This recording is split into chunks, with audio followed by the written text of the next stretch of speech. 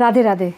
आज मैं आपको ऐसी कथा बताती हूँ, अगर हम सच्चे हृदय से भगवान का नाम लें तो हर मुश्किल आसान हो जाती है। वृंदावन की एक ग्वालन थी जो रोज़ सुबह दूध बेचने दूसरे गांव जाया करती थी।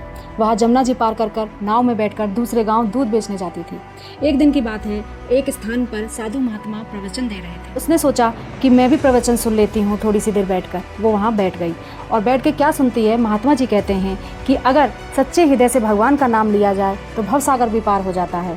उसको यह बात बहुत अच्छी लगी। वो अपने घर चली आई, लेकिन उसके कानों में ये शब्द महात्मा जी का गूंजता रहा कि अगर सच्चे हृदय से भगवान का नाम लें तो भवसागर पार हो जाता है।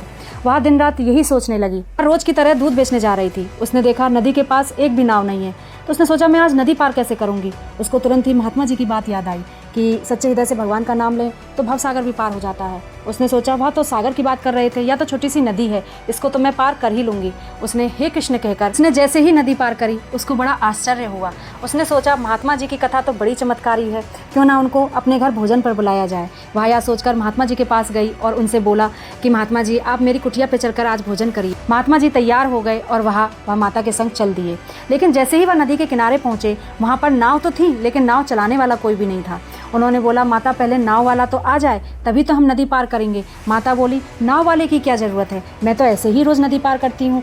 तो महात्मा को बड़ा ही आश्चर्य हुआ उनकी बात सुन के। उन्होंने बोला कि कैसे माता आप नदी पार कैसे करती हो बिना नाव के।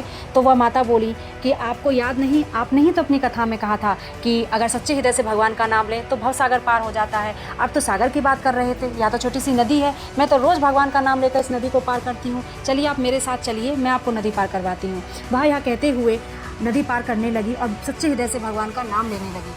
जैसे ही वह माता ने सच्चे हृदय से भगवान का नाम लिया, वह नदी पार कर जाती है और महात्मा इसी किनारे पर खड़े रह जाते हैं और वह सोचते हैं कि इसकी भक्ति कितनी सच्ची है कि जो यह भगवान के नाम लेने से ही नदी पार हो जाती है, और वह देखते रह जाते हैं। इसलिए सिर्फ नाम लेने में और हृदय से नाम लेने में बहुत फ़र्क है।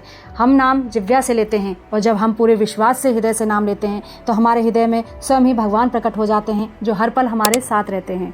उपदेश देने में और उसको अमल करने में बहुत बड़ा फ़र्क होता है।